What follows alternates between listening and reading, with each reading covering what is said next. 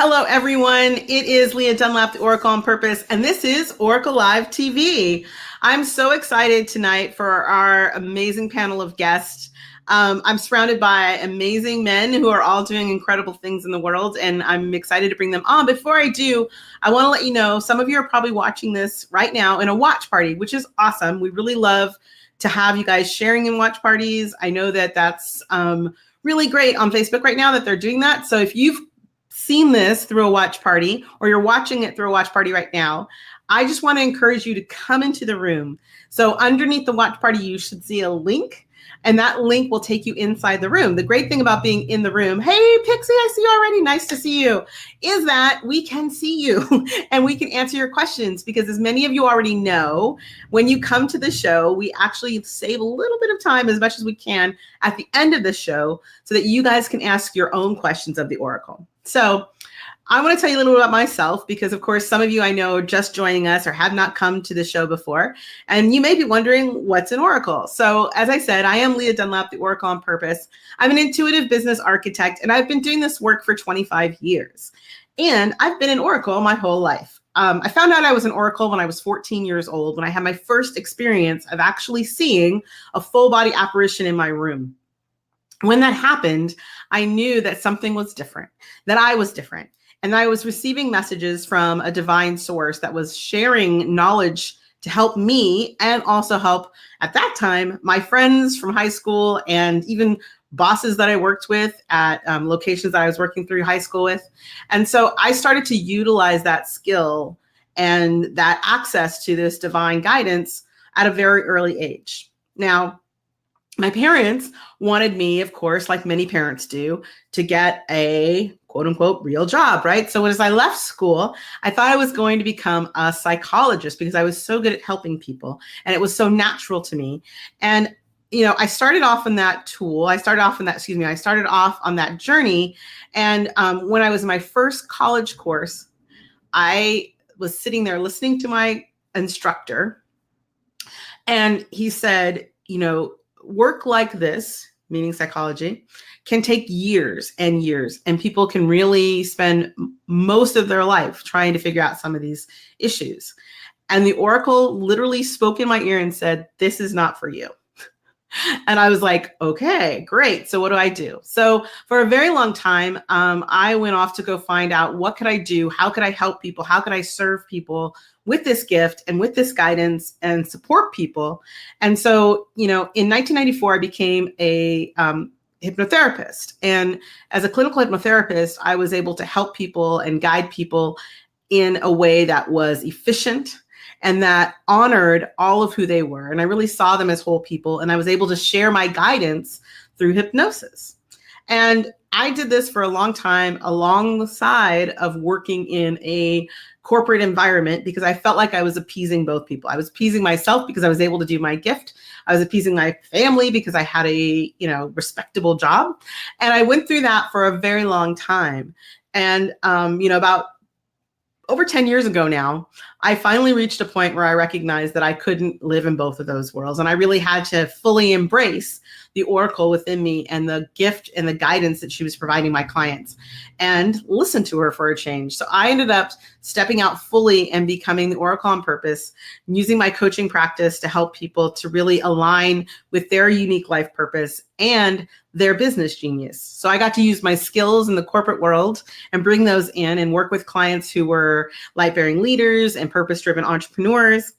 And just recently, I actually went out on a journey, a pilgrimage, if you will, to the south of France, to the Mary Magdalene Caves. And while I was there, I got a great download from the Oracle that I was meant to help thousands of light-bearing leaders and purpose-driven entrepreneurs to bring their work to light, to bring it out and to really shine. And that in order to do that, I needed to find a vehicle really to reach as many people as possible in as short as time as possible.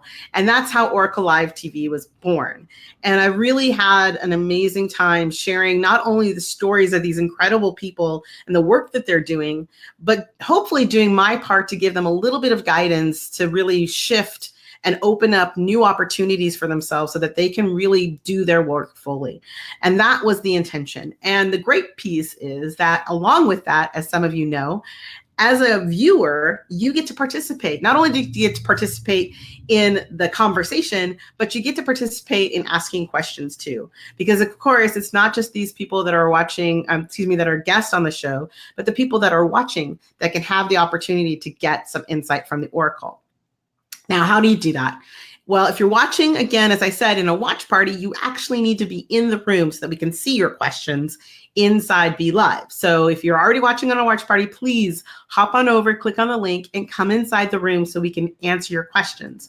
And you'll be able to do this. All you need to do to share your question, you can do it as soon as you come in, for example, is just type in, here we go, this is what you're going to want to show, Q&A in the comment section with your question, and we'll get to that at the end of the show. We'll get to as many as we can, I promise you. Sometimes we get a couple, sometimes we get one, but I always try to get as many as we can. The other thing to note is what I love most about this particular show and the way that we've structured it is that I know for a fact you're going to hear something tonight, either through me as the oracle or through one of the incredible guests that we have, that's going to inspire you or remind you of something or point you to some sort of insight you hadn't had before you got on the call. So if you do, I want to reward you. I want to reward you for paying attention, but I also want you to capture that moment.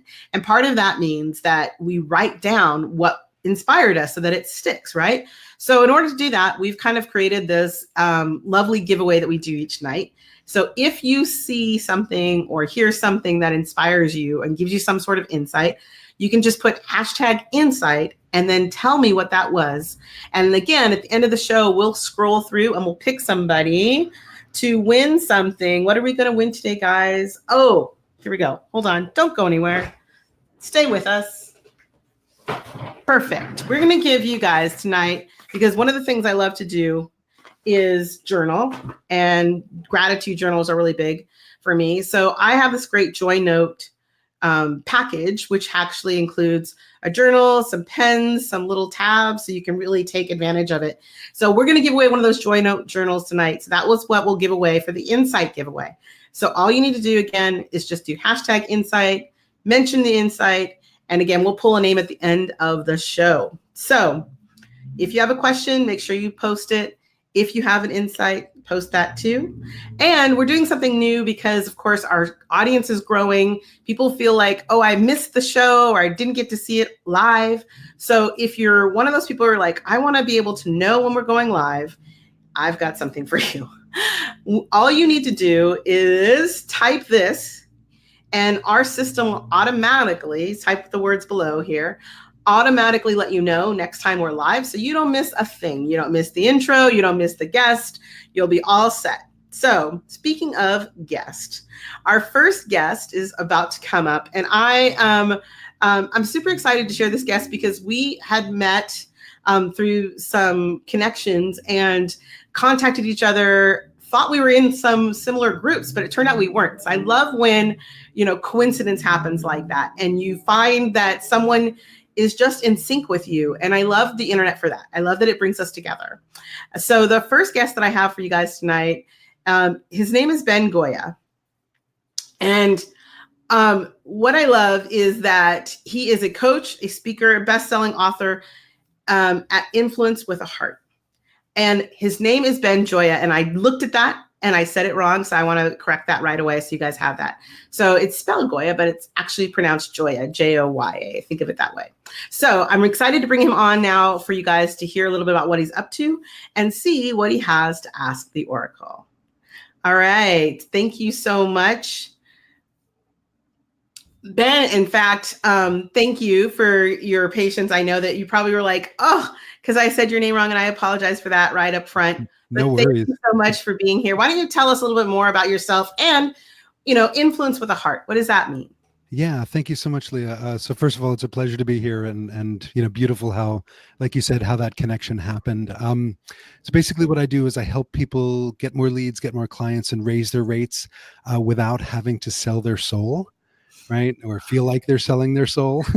Love it. Yeah, so I'm working with heart-based entrepreneurs, purpose-driven organizations, basically people who have a big message for their world, similar to what you were saying at the beginning, like how do you get your message out to as many people as possible in the most, magnetic, ripply, profound kind of way. And I definitely, that's my goal, is to help people do that in the best way possible. And yeah, it feels like a gift and a blessing, and something that really continues to unfold as I walk this path. Because gosh, it's like the more you discover, the more you discover, right? There's so many more surprises. It's I really love an it. amazing thing. Yeah. Yeah, so that's really great. A gift and a blessing. So tell me a little bit about how you came to unpackage that gift. Yeah. Thank you. So, I had some pretty profound initial experiences, like the universe kind of, giving me a slap upside the head, so to speak. Ah, um, yeah, several of those, and it took me a little while to listen and go, okay, yeah, I'm starting to get it now. Um, but the first time was on a hike in India, where about a little more than a dozen years ago, where I faced death about 4 times in 72 hours. Yeah, and while it certainly woke me up to my purpose in a very powerful way, and gave me this amazing gratitude for life, it's amazing how thick, like, this this mind can be at sometimes, because it mm, it took a couple more years for the next really profound experience of being on a hike in India for 9 days through the Himalayas with two of the biggest blisters on my feet that you can imagine, right from the beginning. So, every step, ouch, ouch, ouch, ouch, ouch. And the eventual insights were, first of all, wow, the present moment is an amazing place. And if you're smart, you don't have to go through the blister route to find your way into the present moment. Just like hang out with your breath, that's a good place to be. mhm. Yeah. And the second big insight for me was really understanding the difference between pain and suffering, right? Pain is this experience we have, suffering is all the drama and the stuff we add on to it. And that insight helped me shift my business in such a powerful and profound way, because it got a lot easier at that point. It didn't necessarily mean the circumstances changed, but my perspective and my relationship to those circumstances changed. And I was like, okay, I can now navigate this marathon, rather than trying to sprint, which will work sometimes, not work sometimes, and then, force you to lay down after a while, whether you want to or not. That's that overwhelm limit, right? Where we get to the place where we're just like, I love that you say that, because, I often share with my clients, and back when I did my groups, I would use the term, the 2x4 moment, right? When life is like, it whispers, it nudges, and then eventually it's like, okay, you're not listening. Here you go. Like, we're going to make you stop and listen. There's this curiosity with me, like, what brought you to that mountain? What was that? What was that inspired pull that brought you to that journey? I'm curious. Thank you. The first time was just straight up partying and adventuring, because that was the mode of my life at that point. And then the second time was finding my way to rock bottom in my life. Too many parties, too many drugs. Too little, too little of connection with myself, my own heart, and this greater spiritual experience that we are, period. Right. So I when that was happening, it was like, oh my God, my life is a mess, everything's a mess, what can I do? And I was like, wait, I can go back to India. Like, I knew that there was something. Wow, I love that. I love when people heed the call, right? Like, there's something inside of you that says, like, I always think that that's such a beautiful piece of our experience as leaders, when we can share that story of, like, there's a moment, or maybe many moments along that path, where we can either heed the call or step away from the call. But I always think, like it happened for you, as you're saying, like, it brings you back. It's going to bring you back to that space. I think that's fantastic. So tell me, because I think that this is a good, piece of this. I know that you've written some books, and I know that you've shared this story. The question the Oracle's asking me to ask you, which is kind of interesting, because it's hovering, which is kind of what happens sometimes. When you came back to share your story, what was your hope in sharing it? What was your hope when you thought, I need to speak about this? Yeah. Thank you for the question, both of you. Thank you for the question. Yeah. Um, It was a couple of things. One was to show that or help people understand for themselves that there's so much more going on that we realize than what we realize, and by trusting in that and allowing that to be, that there's so much space for grace and miracles and transformation. And that's the space, at least for me, where I can step out of all the conditioning, all the habits, all the stuff, all the junk much more easily, and be able to take a step back and go, okay, let me look at this with fresh eyes. And so one was to step into that place. One was to be able to step into that place without drugs, right? To do it much more from a place of mastery rather than a place of sometimes lucky accidents, sometimes not so lucky accidents, as drugs can be for different kinds of people. And the other part was to make a massive positive change in the world, to impact as many people as I could directly and through the ripples, by affecting other kinds of people, other change makers, other messengers. Because like we are all connected anyway, but be able to empower people on a higher level on the earth. And then what I've come to realize in the subsequent years from that experience was that one of the most important things that I'm helping people understand, because it was something for me, which I already mentioned, was just this difference between pain and suffering, right? And we're so kind of conditioned and habituated to the experience of suffering, of everyday suffering. And so much can happen when we recognize that, that the pain we're experiencing, even if it sucks, even if it's, life ending at some point soon, is ultimately impersonal.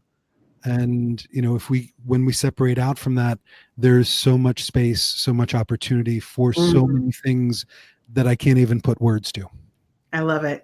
I mean, I think that's so incredible. And I know you've mentioned ripples and how we can kind of help and how we're all connected. And so I'd love to know from you, like, I know she asked her question first, which is a little unusual, but it happens. What is your question? Like, how can we help you continue to create those ripples? What can the Oracle help and support you in answering a question for you? Thank you. So I've been turning this one over for days. So it's like, no, this question, no, I don't know this one, and I think it's that it might not be so much of a question as like a validation of something that I'm starting to understand, is that, a lot of what I help people with is, standing out uniquely with their message, right? And being able to attract the right people to them so they can, create a great business, have the impact that they want to make. And then there's that subtle difference between, standing out from a place of what's the word, need to stand out, right? And then there's that standing out, or taking a stand, maybe is a better word, from that place of humility and strength. And sometimes the expression of both can be the exact same words, right? And sometimes I feel like I can stand in, sometimes I feel like it's coming from ego from me, and I want it to come from, the place of humility and service, and really hold that, because that's when I know that I'm embodying what I'm bringing across. So I guess the question is, how can I do that a little bit more? How can I be that a little bit more? Does that help? Yeah, no. And so as people are watching who have not been here before, for me, when the Oracle speaks, there's a couple of things that happen. I either get physical reaction, which I call the full body whoosh, or I'll see things, or I'll get a question like I got earlier for you. But the one thing I like to let everybody know is my experience of the Oracle is that she can be somewhat cheeky. And so, but what's interesting is when you mentioned the ego piece, she'd already kind of brought that forward, like this idea of ego. And one of the things that when the Oracle sees ego, there's this place where she wants to remind you that there's an allness to us, that there is a wholeness to us, that ego doesn't have to be a bad or good thing. It is just a thing. And so if you can look at it from a place of softness, that may help, in the sense that if your intention as you move into speaking and sharing, and that's what she's showing me, like if when you said that, it was like she sees you or shows me you standing on a stage, and that the concern of being an ego, kind of causing that stage fright experience where she's like, she sees you stepping into a stage and then the spotlight is in front of you. Like you're just on behind the spotlight. There's a sense of being resistant to stepping into that spotlight because of the ego is in between you. And I think the intention there is to say, if you can embrace ego as a form of communication, like a way to boost yourself up.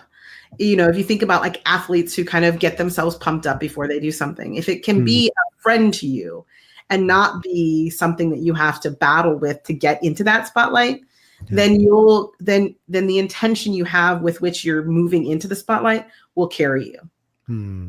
How does that land when you hear it from that perspective? Yeah, that's really helpful. I mean, I've certainly heard the idea of not battling the ego, right? Because I can't think of any good analogy, but basically like it's going to bite back if we're trying to battle it, right? And from my own spiritual practice, my own meditation practice, there's a lot of stuff around.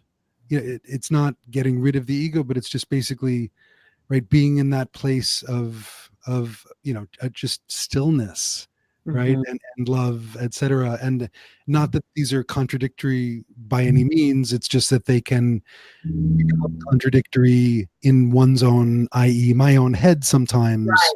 And sometimes like it's out of left field. I'm like and suddenly I get a little taken over. Yeah, and I think that's the point there. It's like if you're starting stepping onto any stage, like she just keeps saying, you're stepping onto the stage, and that could be like a physical stage, but it's like when you're stepping out, as you were saying earlier, it's like you're stepping out with intention, and you can embrace that ego is there to help you, kind of feel lifted up, and in a way, she keeps like pumped up like the athlete. It's not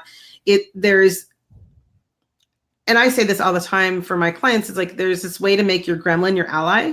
And it's the same way. It's like saying, look, this piece of that energy of that ego can be helpful in that it allows you to be brave for the moment of that gap, and then when you're there, you kind of follow through and show up with the whole you. And yeah, then you don't have to, there's no battle there. It's simply a way of like, maybe even kind of more like bringing them alongside, right? The ego then gets to come and be proud and feel good and feel accomplished for the work that you are doing. And there's a piece of that matters. Oftentimes in all of these years that I've done this work, I'm reminded that, when we try to compartmentalize ourselves, it's a futile effort. Like it's always going to want to come back together, right? It's always going to want to be integrated. And that's what she's showing me. It's just like a way of using it as a tool to really integrate yourself. And the last piece there that she's showing me is when you do step in to that, it's almost like, it's funny because you're wearing a hat, but she's almost like, you're like giving it a nod. Like, I got this, I'm good. Like I'm good. I got this. I can take it from here.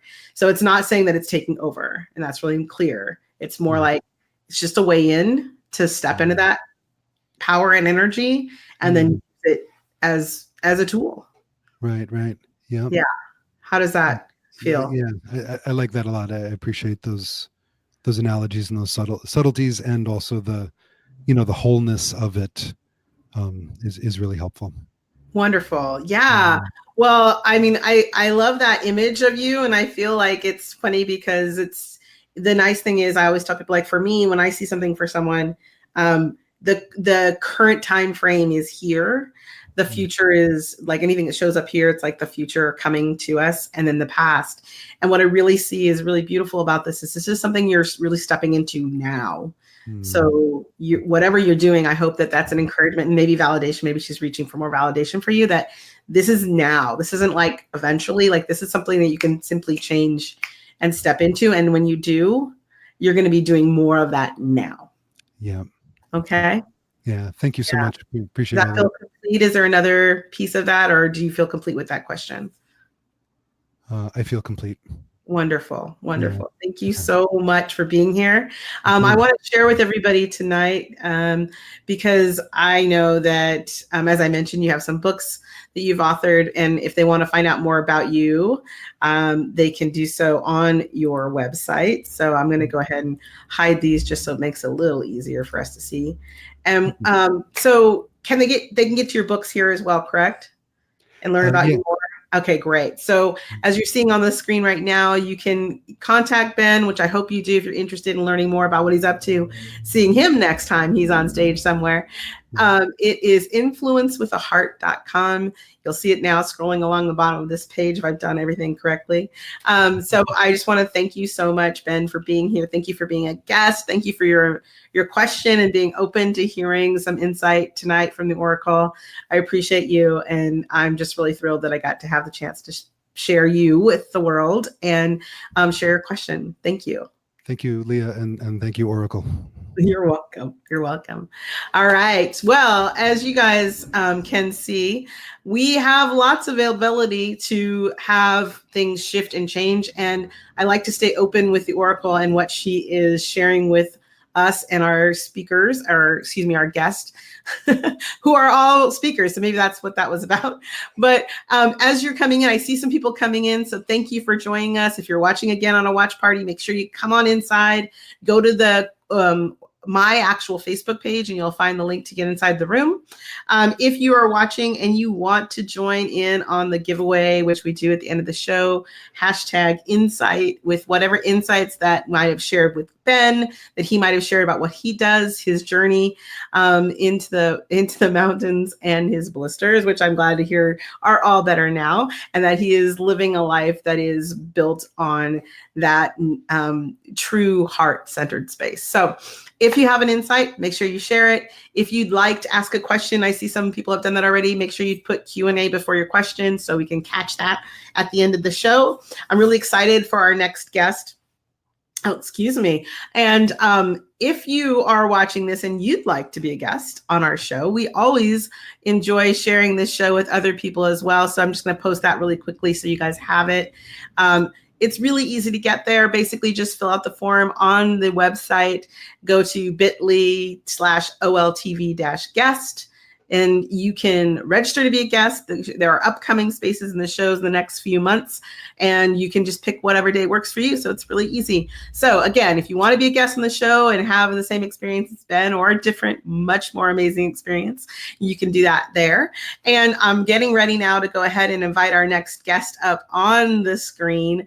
I had the wonderful opportunity to spend an evening over a wonderful dinner in California, delving into some amazing concepts and ideas with the Oracle and a group of wonderful leaders. And this was one of those people that was there. I'm excited to share with you John Block, who is owner of Tiny House Block, the Southern California's first tiny house village, and a professional speaker leading events dedicated to unity through diversity. So I'm going to go ahead and bring John up.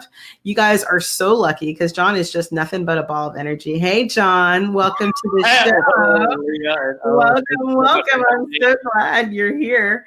Why don't you tell us a little bit more about yourself and all the amazing things you are up to? Happy to do that. First, let me just tell you how much I am enjoying this, and I appreciate and love you for doing this. To me, live coaching is the most exhilarating form of reality TV. I love it. What am I up to? Well, for the last 7 years, I've been a professional speaker trainer. I was leading a program called World Class Speaker as my signature program and earning about $200,000 a year in that practice. And then things shifted this past year. My wife decided it was best to end our marriage after 5 years together, which was like, okay, the universe wants to go in this direction. Did not see this one coming. And also the hunger and desire to transform lives through being a speaker trainer had really run its course. And after going to Europe for a month and coming back to San Diego from Colorado, decided to align myself in a whole new direction. Saw this as an opportunity to create something that I hadn't done before and that I hadn't seen other people do yet. And this opportunity came up with my sister as my business partner. We acquired an RV park and are now turning it into a tiny house resort village. We have currently 10 tiny houses on site, each one uniquely themed. We rent them out to short-term, whether it's a one-night Airbnb stay, to long-term residents. We're high up in the mountains of San Diego. Yes, the mountains of San Diego. It's 45 minutes east of the beaches. And been fantastic doing news interviews, and we've had wonderful property tours and articles written about us, and we've only been live since January. Our ultimate vision is 25 tiny houses on the property. The other thing is this calling to be presenting to groups is still very much for me a calling. And I didn't expect this to happen. And across that wonderful dinner we had in San Jose, I know this was very much present for me as so generously held space around what it's meant to look like, because I felt boxed in by this identity as a tiny house village operator.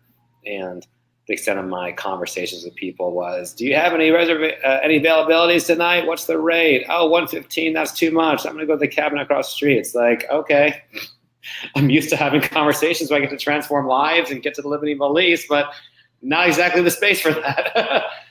And recognizing that the speaking to groups in particular, I just love that so much, and seeing, all right, there's an evolution here. I find that the coaching industry, for me anyhow, became a bit of a bubble. And while I have met the most extraordinary people, truly, I believe that some of the most extraordinary people on the planet are coaches. Oh, and here we are with live TV, folks. It happens. It looks like John has hit a little snag in his stall. And so that's when I get to remind you, while we're waiting for him to come back online, that if you are watching this and you have an insight like John's comments or Ben's comments or something from the Oracle, go ahead and go ahead and post it below in the comments, #insight, and or ask your own question. So I'm going to go ahead and I'm going to drop John down, because sometimes we have to go back out to start over. So I'm going to go ahead and pull him down, and I'm going to share with you guys that link again while we're waiting for him to get back up and loaded. And just a reminder, so coming up, we will have our Q&A section. And so just so everybody understands how that goes, at the end of the show, we'll go ahead and look through the list of questions that people post. So Q&A would be what you'd put at the beginning of your question so that I can recognize it as a question. And then whatever your question is. And we will go through those questions live on the screen. So do feel free to go ahead and post your question at any time. You don't have to wait to do that. Also, as I mentioned before, we are giving away a little prize, which we do each week. Tonight, it is the Joy Note notebook, and it comes with a pen and all this really great stuff. But really what it's about is to give you the opportunity to be writing and journaling about your experiences, about what you're grateful for, which I really encourage people to do. So as we get ready to have John come back, and if he doesn't, we're going to go ahead and move on to our next guest, and we'll follow up with John when he gets back into the room. But for now, I want to make sure that everybody knows if you're in this room, you're in the right place. So thank you. Say hello below. Remind yourself that you can ask any question you want by hitting Q&A. If you have an insight, #insight is the other thing to share with us. And if you do, mark down that you have an insight of some sort based on anything we've said tonight, you could actually win that prize. But on top of that, if you're watching this show and you've been watching this show and you want to make sure you get to see us next time, what they've let us do here now on Facebook is make sure that we let you know up front that if you do what said below here, so barely put in live view, we will actually send out a notice for you before we go live next time. So you can have that and get in here early, ask your questions, see everybody's comments. And since it looks like John has not been able to get back on right now, we're going to go ahead and move on to our next guest so that we can keep things moving and definitely save time to get as many questions in as we can. I'm really excited because I think that this next guest is going to be a really surprising guest for some of you, in the sense that I know that we've talked. First of all, I'm really excited that tonight it's all men. I mean, I've talked to men and women, and mostly our shows have been women, which is great. I love women as well, but I also love men. So I'm really excited that the men are stepping up, not only to share what they're up to, but also ask questions, because I think that's a really great sign that we're all starting to grow in our expansion of what is possible and how we can work together to really bridge a gap, which is to actually have that feminine and divine masculine all together. So tonight, I feel like that's kind of showing up in these guys showing up here, these men showing up and sharing what they're up to and how they're making a difference in the world. And our next guest tonight that we're going to go ahead and move on to is Scott Schilling of Schilling Sales and Marketing. He's an international speaker and trainer and a master connector. So as he comes on, I'm going to go ahead and move myself over here. There we go. Awesome. Scott, thank you so much for being here. And why don't you go ahead and tell us a little bit more about who you are? I love what you said earlier in that you are this master connector. Tell me a little bit more about that. Well, thank you, Leah, and I'm honored to be here. Thank you for the opportunity to share. I've been very blessed throughout my career, and because of that, I've done well over 2,500 live events. So I've been fortunate enough to share the stage with virtually every name you know. You or the audience may not know my name, but that's never really been my task. Mm-hmm. My task has been to present a message and be proficient at doing that. And so I find it interesting that I've had the opportunity to share the stage with just absolutely amazing people, and more than share the stage, become friends with them. And it's really interesting as a sales trainer, as an entrepreneurial trainer, as a business person. One of the things that I teach is listening. I mean, asking questions and listening. And because the chances of you needing what I do when we first meet is maybe 5%. But the chances of you needing to know somebody I know or something I know is probably 95%. So one of the concepts I teach is become an asset to everyone you meet. That's a 5-letter acronym for a spontaneous servant every time. Become a spontaneous servant, the rest kind of takes care of itself. So because I listen, because I ask really, really tough questions like, if you could improve one thing in your life, what would it be? Mm-hmm. Or if you could improve one thing in your business, what would it be? Well, that single opening question will open up the thought process of the person that I'm talking to, the challenges, depending upon where the relationship is, a variety of different things. And so it's not hard to, if you truly are interested in somebody else, better to be interested than interesting. You know, better to be there wanting to learn about somebody and how they can be of service, or how I can be of service to them in their challenge or their need. As an example, you and I have never met until tonight. And yet a mutual friend sent out a piece of information and said, hey, this is a wonderful person that's doing amazing work. If you would like, please reach out to her. You could be on her show to see how brilliant she is. Well, I'm sorry, I can't resist that invitation. So that's how we're here, right? So it's it really comes down to the short answer of what I do when people say, Scott, what is it you do? Is I help people help people. And so how can I help you if I don't know what your challenge is, what your desire is, what your needs, wants, and desires are? That's really easy to find out. because people love to share their dreams and their visions with you. And quite frankly, in this day and age, I have found it even more important because people want somebody to be on their side. Right. They just want somebody to believe in their dreams with them. So many people have pounded their dreams down that when you truly share interest in somebody and you truly want to get to know them, you know, all of a sudden they've got somebody on their side. And it's just really amazing what can happen out of all that. I love it. And I love that piece too. It's so important, like that communication of knowing. And it's interesting, of course, I'm thinking back to what the Oracle said in regards to Ben and bringing somebody alongside. There is that sense when we do that, when we come alongside someone, you know, that they feel not only the comfort, but they feel seen and validated, right? Like that's a part of that is, you know, being able to recognize that you're on their side, but you're also seeing them as who they are and their best.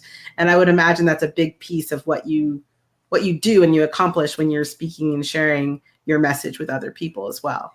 Yeah, I think it's interesting. It's not all that hard to be an encourager. You know, to say, God, I love what you're working to do in the world. It's funny because I know John and I know Ben, and so here we are even before the show, and we're sending messages back and forth to each other. Had no idea we're all on the show at the same time, right? I love it. But isn't it interesting? The world, the universe conspires for our good. Mm-hmm. You know, let's share some good, solid messages of giving people a hand up, not a handout. Right. You know, let's invest in people. Let's lift them up. Let's encourage them in their dreams. Let's do what we can do from our frame of reference, from our sphere of influence, to be of service to them in their dreams and desires. You know, the world would be a whole lot happier place if we would encourage each other instead of try to beat on each other.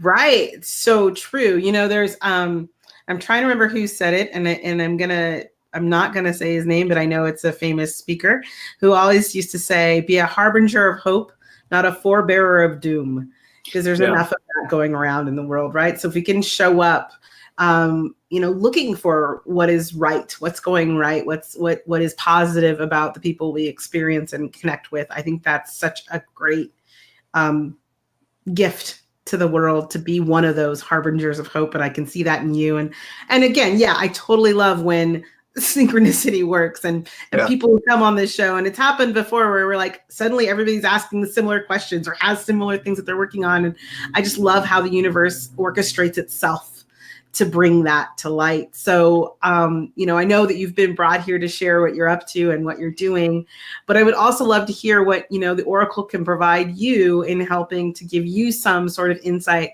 or movement in what you're working on now. Well, it's interesting because I've done a variety of different things throughout my career. International speaker, trainer, coach, author, sales guy, businessman. You know, I've done a number of different things. Plus, about 4.5 years ago now, I lived through a near-death experience. So it was a very spiritual, not that I wasn't already on a spiritual path, but it was certainly the next level spiritual awakening from all that. And because I lived through what everybody was convinced that I shouldn't have lived through, and you hear a lot of that for a period of time, you go, okay, I take this seriously. I'm tremendously grateful.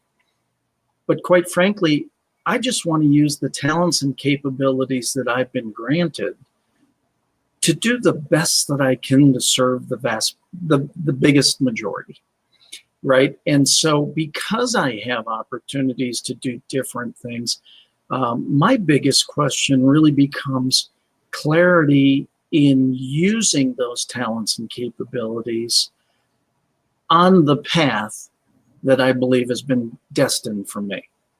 Mm-hmm. Does that make sense as a question? Or is that more of a statement than a question? Well, it's a bit of a statement, and this is fine because she's capable of adjusting. So what I'm hearing, so I make sure I hear the question in the question, which is, oh, okay. So she has a question about the question, which is, do you have a sense of what the path is now? Or is it that you have all of these things are yours? This is your bundle of good stuff. And which of these do you want to bring forward? Or is it, where is this? It's a little bit of both in that I've had there are speakers and there are trainers. And typically those who train don't necessarily speak all that well. And those who speak well typically don't train all that well. I'm fortunate, I have been told by clients that I've been given the gift of both. But what I find, when you're a speaker, you're a rock star. You're in front of 20,000 people. It feels great. It's awesome. But once your time's done and everybody cheers, that's great, but it's kind of done.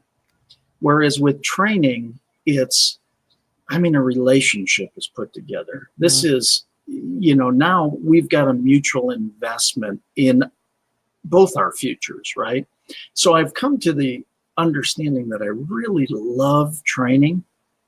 But I also, that's where the connecting side comes in. I love training people up and then connecting the people who have the expertise maybe outside of my expertise to fit in. So it's a huge vision. So I feel like I'm on the path, but it's not the first time I've felt like I've been on the path. Oh my gosh. I love that so much, because that is something that just recently I was saying to someone, it's like, just because you have this answer doesn't mean it's the only answer, right? Like someone has, so that idea, like, okay, well, this has felt right before. And I always say, like, yes, and there was probably still something like I always say, no failure, only feedback. There was something in there for you anyway. Absolutely. And I totally understand like where you are now. So this is one of the pieces for me that I spend a lot of time with my VIP clients on, which is that architect piece. It's the intuitive business architect, where I see these boxes and these pieces and like, how do we move them around so there's a flow? And that's kind of what I'm hearing underneath this is like, how do you put all this together so that it actually works, that it gives you all those things. And so am I on the right track there? Is that kind of what you're envisioning here? Yeah, I think that within the last 30 days, I think something was brought to me that is kind of that architectural structure that all of a sudden showed up. I wasn't necessarily looking for, but all of a sudden it's like, holy cow, I think the vehicle got here. Right. I get a definite hit that's true. Awesome. And I also get this idea, like, if there's a piece of you, like there's a piece of you that says, like you just said, like, oh, this could be it. And there's a yes, and the end being, you get to be the driver of it. So I don't know how this has come to you, but there's this piece of like, orchestrating. Yeah. That okay, she's all right, fine.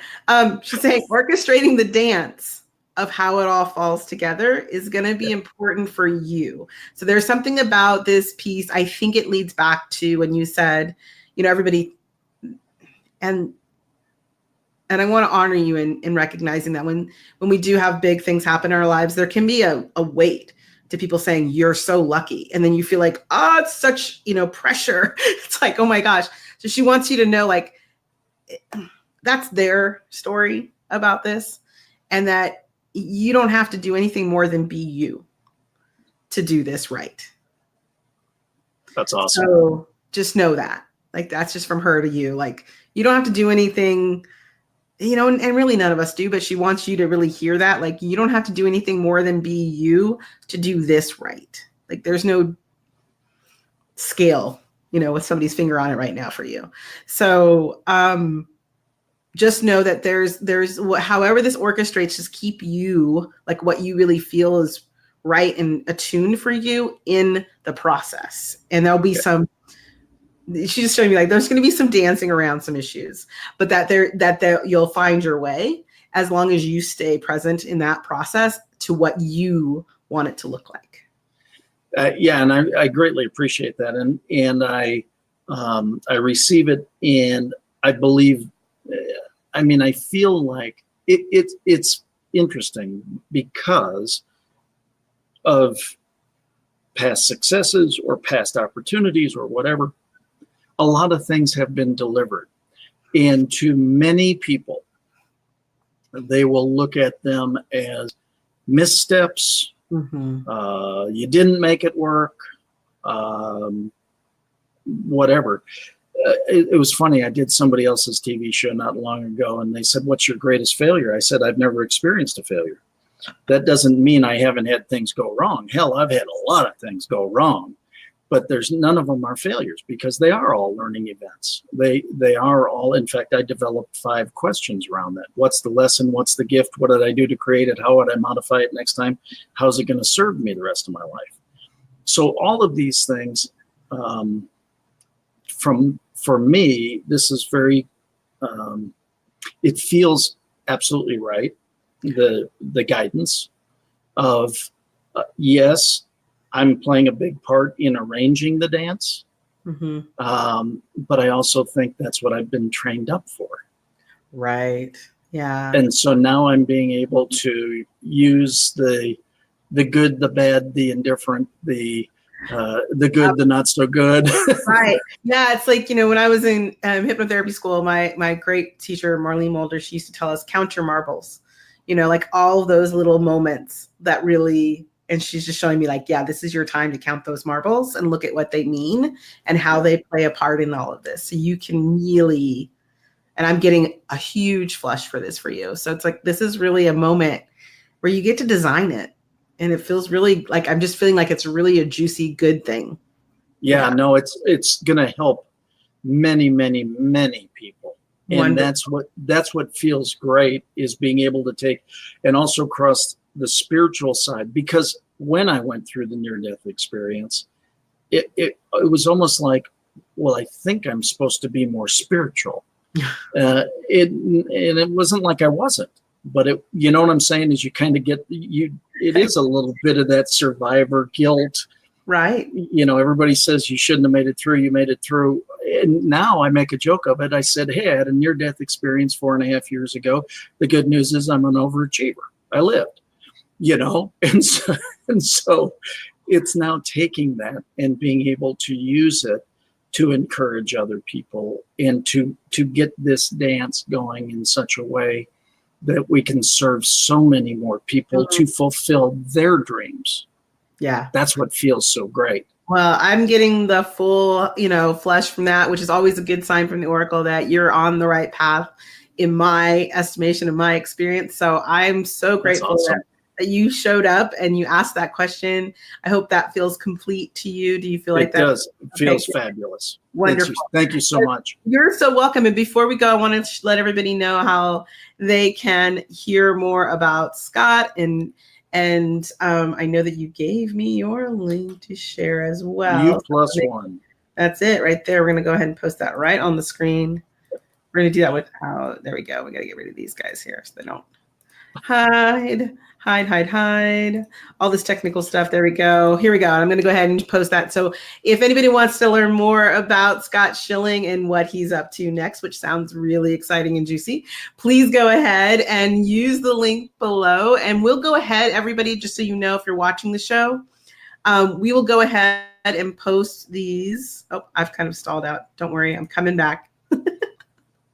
Live TV. Don't you love it? All right. So we'll post all of these links just so you guys know later in the show. They will be inside the comments. So if you're not sure, you missed somebody, don't worry. Come on back. You can get that later. And speaking of things that are posted, thank you again, Scott. Thanks so much for being here. I appreciate you. Thank you guys so much for watching. We're going to bring John back on for a moment here before we finish. And if you are watching and you want to do #insight and your insight that I mean, we've said so many amazing things. There's got to be some insight you've gotten from this. I encourage Ben and Scott to do the same if something somebody else said is exciting. But we will pull a name at the end of the list, and we'll probably have room for just 1 or 2 questions. So do mention your question as well. I'm excited to bring Mr. John Block back up. He was having technical difficulties again. You know, hey, that's what happens with live TV, right? All right. Thank you. Before we get to your question, first I want to just jump in and ask you your question, but I know you were talking about your project and all the amazing stuff you're doing, but I want to make sure we get to your question. So I don't want to jump too fast, but tell me a little bit more about where you're at and what the org can do to help with you tonight. Yeah, I was in the last 10 seconds of my hero's journey. What it comes down to is the calling to be leading seminars again and playing this bigger game than I felt I could play in the role of speaker trainer. And as I look to the biggest issues facing humanity, what gets in the way between humans. So sure, there's issues like climate change and so many others that to me are a bit outside the spectrum of the one-to-one relationship. And when I look at the things that get in the way, whether it's conditioning, culturally, parentally, these things that get in the way, I really feel this calling to bust that up and to allow nothing in the space between any 2 people, regardless of race, religious faith, sexual preference, or orientation, and on and on. So this event is called Be the Bridge, and it really is about where spirituality meets activism. The term global family is one that's resonant for me very much.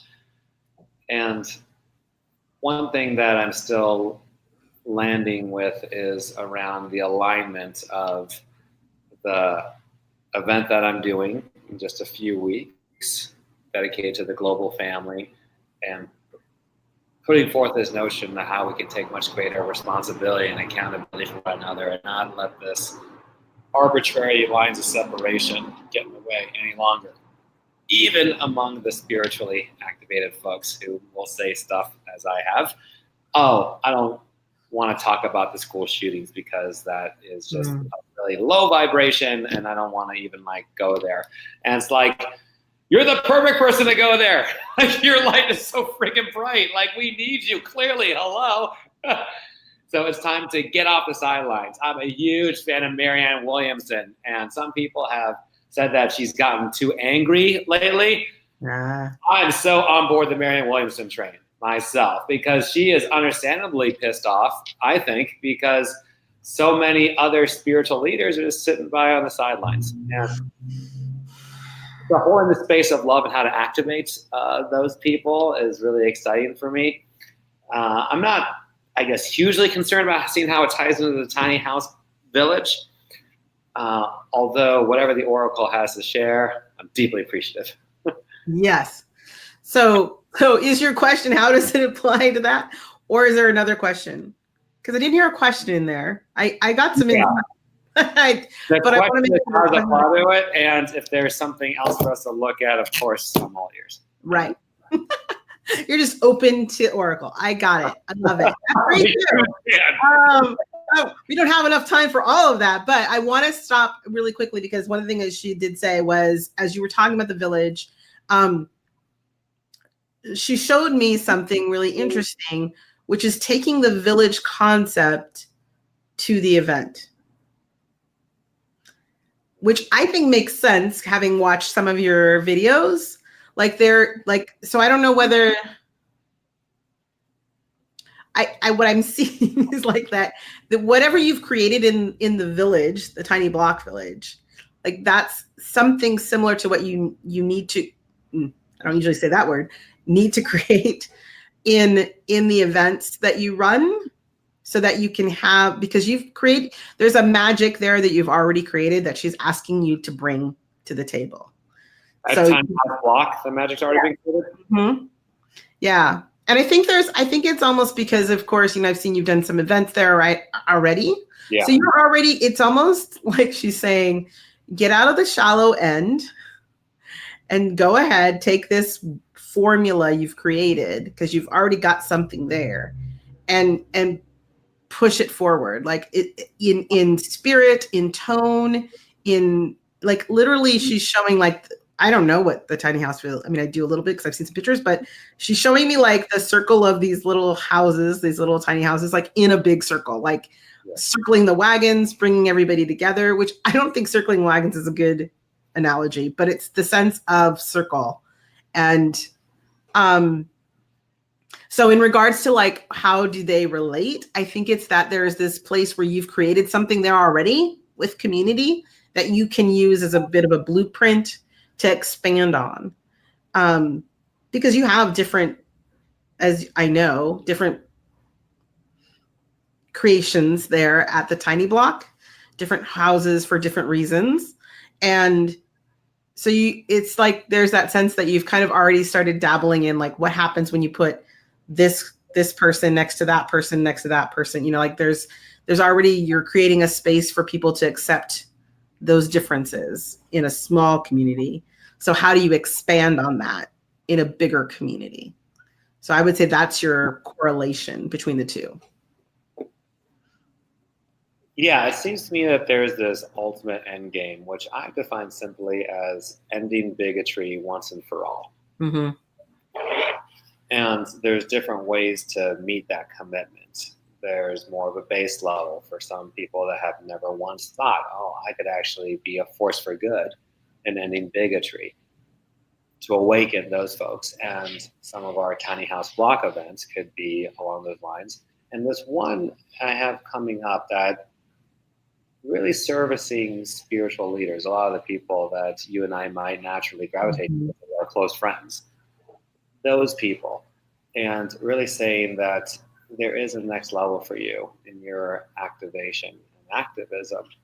That to me is a really juicy gap. And what I'm getting from what you're sharing is that there is a signature or some flavor, or you call it formula. I see it as this alignment that I'm already on the court doing it, and to not see it as fragmented or two separate parts of me anymore. Yeah, definitely. And with the piece of earlier, you said we were talking about Marianne Williamson, the anger that bringing light. You know, there's this idea about bringing light to the darkness. Like we have to show up in the darkness as our full light lit selves. So there's that bringing the light to the darkness that is a piece of this too for you, and how you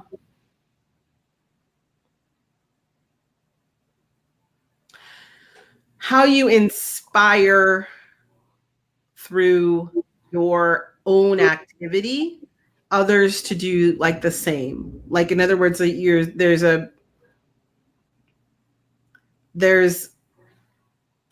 I can't think we're back to like this, the idea of like how you're doing it is the example of how others can do it. And there's a bit of her letting yourself loose, free. Maybe I feel like once we've talked, I see you very much out there, but I don't know, maybe there is more to that for you, really more for you to step into, as far as your own sense of rising to the occasion, bringing more heat, bringing more passion. I get a little nervous because I'm like, I've talked to you before. I'm not sure if that resonates, or if you have been maybe, and you know, that would be understandable if that's the case, but maybe pulling back a little bit. Like she's really just like, it's just time to go for it. And maybe that's that whole deep end thing. Like just jump in and let yourself go into that place. Yeah, like at the risk of sounding full of myself, I'm aware that energetically that my 60% as most people is 120%. Right. Yeah. I acknowledge that that's probably true. Yes. I love it. I think it's fabulous. And I think that there's like, that's what she said. I'm like, wow, really? Okay. Well, I'm not sure what John's 100% would be, but it probably is pretty potent. Well, when I told my clients, you know, I had a lot in my 7 years, good points I brought up, I felt across the 7 years. And one of those points I brought up on a consistent basis is that when you're coming from love, you have a blank check to Right. go as big as you want. Right? Right. It's boundless. And that's the condition, though, is that it has to come from love. When you're even 70% love and 30% is like, we got to fix this problem, though. It's like how parents talk to their kids sometimes. I love you so much. That's why you got to shape up, get good grades. That DUI is not going to fly, right? It's like, I love you, and let's get out of the hood and get to work, right? It's broken down on some level. And I've trained myself pretty well to have that awareness around it. So more than ever, I am coming from love, which saying this to me right now is probably the perfect timing of it. This is why it's coming through right now, is it is time to go bigger, because it is coming from love. Yeah, absolutely. It is. And I feel like that's like, it's just a weird little, it's permission in the sense of like, it's validation. It's not permission. It's validation that you have so much more, and that so much more is so necessary and needed in this place. So yeah, that's what I'm getting for that. And I think that I'm excited to see what that looks like from you. Yeah. And it might be worth pointing out, one thing I love about the people you attract is that I feel we're all seekers in our own way. And there's certain overlaps in our respective journeys, I feel. Self-love being one of those is what I've observed. And for me, the ability to swing out has increased so dramatically when I decided that it doesn't matter if my energy is too big for someone, even though I'm still holding back in some ways, but compared to how I used to be, frankly. It doesn't matter if my energy is too big for someone, because it's not going to affect my self-love. If they say, whoa, tone it down, buddy, or like, take a chill pill, right? Whatever they might say, it doesn't diminish me anymore. I used to really take that personally. And so there's evidence. I better scale it back, rein it in. It's going to cost me opportunities if I don't. Now it's like, man, just be fully expressed, authentic, come from love. The perfect people always show up. Absolutely. I completely agree. And I know that she's just like radiating. I can't stop smiling. Like literally, just like I'm like, gosh, my face hurts from smiling so much listening to you. So yeah, I mean, it just feels like, yeah, I think that just to be fair, I think that's because my vision of helping people and doing people the service of providing insight from the Oracle has started from when I was young, and I would see myself in this lit rainbow tunnel, unlocking all of these cages. And it felt like I just went like click, and you're like, whoa, like just exploded out of that energetically. And that's so rewarding to see someone embrace that. Oh, you're profoundly changing lives with every session or conversation that you allow us to protect. Oh no. Well, I feel like John is complete. Hey, John, if you're hearing this, I'm going to bring you back down, but I'm going to have John go ahead and share his link to his next big adventure in the comments. But I want to make sure, I see so many people and some insights. So I want to go ahead and get some insights posted up here. And also I got a question. So let's do the question first. So the question is from Renee. Renee, if you're here, it's as a personal trainer, I've worked with clients one-on-one for years. I wanted to transition into working with clients only online. Can I be as effective online as I am one-on-one? So I'm going to tell you really quickly, that was a really fast, easy answer. And the answer is yes, if. And so yes, if you find a way to incorporate whatever you're doing right now with the clients that you're working with one-on-one in a way that people can relate to it. So I'm not sure if you also do anything else attached to that. So if there's like meal planning or something like that. So there may be some ways for you to integrate. So the easy answer is yes. And there are some pieces of those things you're doing now that you'll need to automate. And so I would just encourage you to look at tools or resources around how do you deliver. So your deliverables to those clients online. That was what she's giving me for that question. So I hope that helps you. If you're not watching live, I hope you're watching the replay and you get that answer. So that was definitely like a super fast yes. So that's good news. And the and part was make sure that whatever pieces of your unique flavor that you do with your clients, that piece is being incorporated. Okay. Thank you so much for the question. And I know we're kind of just running a little late, but I always promise to do an insight giveaway. So I want to go ahead and insight. Oops, that's a question.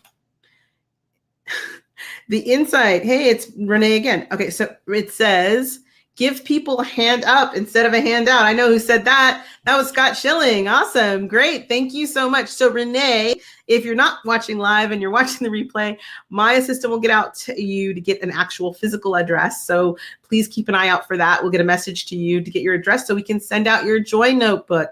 All right, everybody. We've got another insight that I want to share because I know that John was there and I want to share this one in regards to his tiny house village. It says a tiny house village represents your unending hope for our future. Oh, I love that. That's yummy. Thank you, Maureen.